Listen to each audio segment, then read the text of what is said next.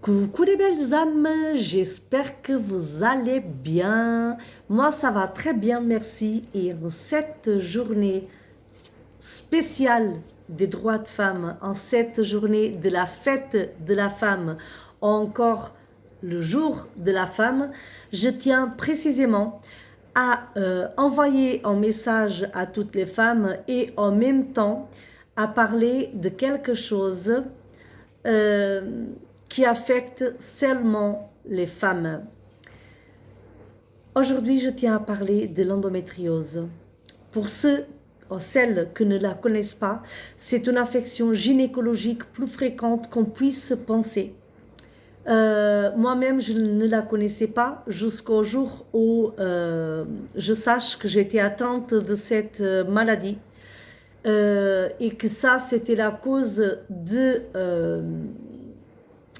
mes maux de ventre à chaque fois que j'avais mes règles et que c'était la cause aussi donc des hémorragies parce que je considère que je n'avais pas de règles tout simplement, c'était interminable et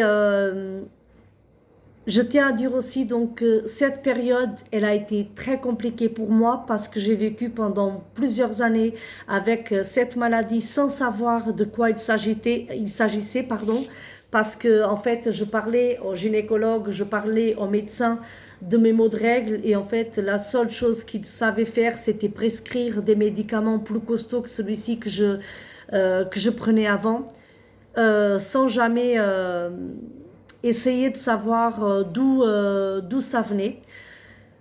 Jusqu'au jour où j'ai décidé d'avoir un deuxième enfant.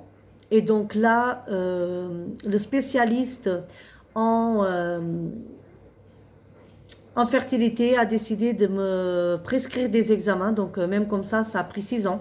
Donc un examen aujourd'hui, un autre examen après. Donc du coup, voilà, j'étais rentrée dans un cercle vicieux d'accompagnement avec cette spécialiste en fertilité. Et, euh, et en fait, donc, ma vie pendant quelques années, elle a été un enfer parce que donc, mes règles, elles étaient interminables. Donc, des fois, ça pouvait durer 15 jours. Et c'était des hémorragies, je me sentais faible, j'avais de la nuit, je tombais dans les pommes tellement j'avais mal. Chaque fois que cela m'arrivait, c'était des bouillottes dans le ventre, des bouillottes dans les reins, c'était affreux. Et en fait,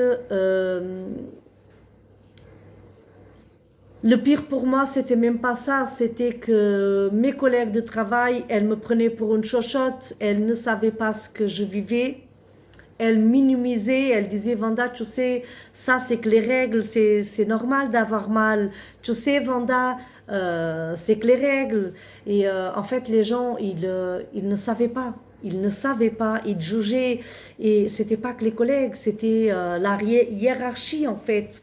Et ma vie, elle a été pendant quelques années très compliquée à niveau professionnel parce que chaque fois que je filais aux toilettes, je voyais dans leur regard, donc je savais ce qu'ils pensaient en fait les gens.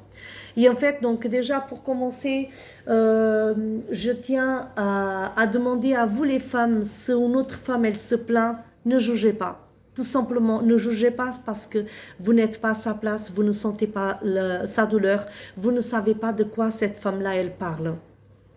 À celles qui sont atteintes, que connaissent cette maladie, qui ont passé par là autant que moi, je tiens à vous dire donc de soutenir les femmes qui sont dans le même cas que vous, tout simplement parce que nous devons être unis, d'accord? Et alors, ce que je tiens à partager avec vous, je me suis basée sur ce livre parce que de Lise Borbreau, donc ton corps dit aime-toi. Et en fait, c'est un dictionnaire des maladies, des malaises. Et en fait, leur message, le message que le corps, il nous envoie à travers un malaise, à travers une maladie. Donc ce livre, pour moi, il m'a été d'un grand soutien. Ça m'a aidé à comprendre pourquoi j'ai eu endométriose. C'est bien que j'ai entendu parler par les médecins, bien évidemment, que m'ont suivi, que c'était une maladie que même une fois opérable, donc ça risquait de revenir. Donc du coup, c'est là que j'ai commencé à faire un travail énergétique sur moi. Donc j'ai consulté un thérapeute, j'ai consulté un kinésiologue et j'ai travaillé donc maintenant actuellement quand je sens le besoin, je travaille avec les systèmes de guérison que je propose moi-même. Une des causes émotionnelles de l'endométriose, c'est ne pas pouvoir avoir d'enfant, comme vous avez bien compris. Une autre cause, c'est la peur des conséquences de l'enfantement, tout simplement. Ça peut être la peur de mourir ou de souffrir en donnant naissance. En fait, cette peur, elle peut nous appartenir à nous-mêmes, elle peut appartenir à notre lignée féminine, donc de notre mère, de notre grand-mère, et ainsi de suite. Les causes émotionnelles, donc il s'agit des peurs et des croyances erronées. Donc, comme je venais de dire, c'est la peur de mourir et de souffrir en donnant naissance. Et en fait, cette peur, elle est tellement importante et cela crée des blocages et empêche la femme en soi à tomber enceinte tout simplement. C'est pour ça que certaines femmes, une fois qu'elles abandonnent l'idée de tomber enceinte, c'était pour mon cas, je me suis fait opérer, mais franchement c'était tellement d'années d'essai, parce que c'était 6 ans quand même. Au bout d'un moment, je me suis dit, le médecin m'avait donné 1 mois et demi de probabilité, c'est là qu'il y avait de forts taux de probabilité de réussir à tomber enceinte, que je me suis dit 1 mois et demi c'est très court, et j'ai complètement abandonné l'idée, et c'est là qu'entre-temps la grossesse elle s'est faite. Alors ça peut être aussi donc la peur de devoir s'occuper de l'éducation d'un enfant, ou encore la peur de ne pas être à la hauteur de telles responsabilités. Alors certaines, ces peurs, elles sont même inconscientes, et la femme qui a cette peur-là, elle ne s'en rend même pas compte. Je tenais à vous dire parce que voilà, ne vous culpabilisez surtout pas, parce que en fait, il y a des choses que nous ne pouvons pas tout simplement gérer en tant qu'être humain. Voilà. Pour diagnostiquer et soigner l'endométriose, ce que je vous conseille déjà, c'est parler sérieusement à votre gynécologue. Si besoin, parce que j'entends des histoires et dans mon entourage, il y a eu des cas d'endométriose où des gynécologues ne menez pas à sérieux leurs patients. Dans ce cas-là, je vous conseille vraiment à changer de gynécologue, à essayer de chercher un gynécologue de préférence spécialiste en infertilité ou spécialiste en endométriose, tout simplement. Donc ce même spécialiste, il vous prescrira des examens médicaux afin de confirmer les diagnostics, ce qui est très important. Et en même temps, il va vous prescrire un traitement adéquat à vous, à votre cas et à votre stade d'endométriose. Parce que, en fait, à ma connaissance, il y a certaines endométrioses que la personne, elle peut prendre des médicaments toute sa vie, en fait. D'autres, ils vont être plus avec un traitement comme moi, donc la chirurgie. Et en fait, il y a certaines femmes qui arrivent malgré tout, et avec cette maladie, à tomber enceinte quand même. Il y a des autres qui ne vont jamais connaître la joie de la maternité.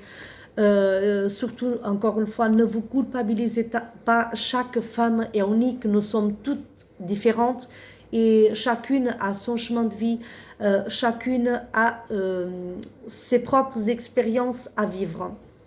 Alors, pour calmer les douleurs et les symptômes de l'endométriose, je sais qu'il y a des médicaments, donc ils sont prescrits par un spécialiste, hein, donc ne commencez pas à prendre n'importe quoi. Donc après, je connais aussi donc l'acupuncture, l'hypnose et bien évidemment les soins énergétiques et le magnétisme, donc qui peuvent calmer les douleurs.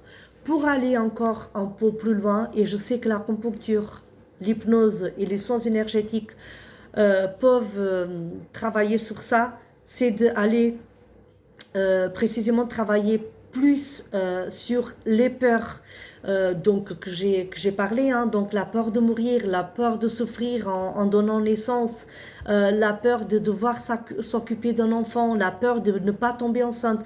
Donc toutes ces peurs-là, elles peuvent être traitées en hypnose, en acupuncture et avec les soins énergétiques. Moi, je propose ce genre de soins énergétiques aussi. Je travaille sur les peurs, sur les blocages et les blocages présents, passés et karmiques avec le soin guérisseur Isis.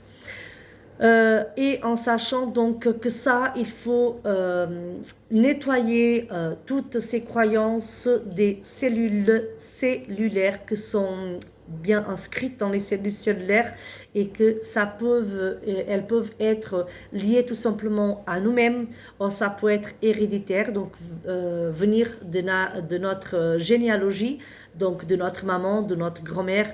Et donc, voilà, l'acupuncture, l'hypnose et les soins énergétiques que je propose sont adaptés à la libération et à la guérison de cela. Par contre, je tiens à préciser que peu importe la méthode choisie, cela n'ira jamais remplacer un avis médical, que ça soit d'un médecin traitant, que ça soit d'un gynécologue, que ça soit d'un spécialiste en endométriose ou alors un spécialiste en, comme j'ai dû consulter un spécialiste en infertilité. Donc voilà, je pense que c'est très important, c'était très important en cette journée pour moi de partager ce témoignage, de vous donner quelques conseils. Et voilà, et j'espère que nous, les femmes, nous réussirons à être toutes unies parce que en fait, nous sommes tous un. D'accord? Donc, je vous souhaite une agréable journée des femmes à toutes. Restez dans la paix, dans l'amour, la joie, l'harmonie. À très bientôt les belles âmes.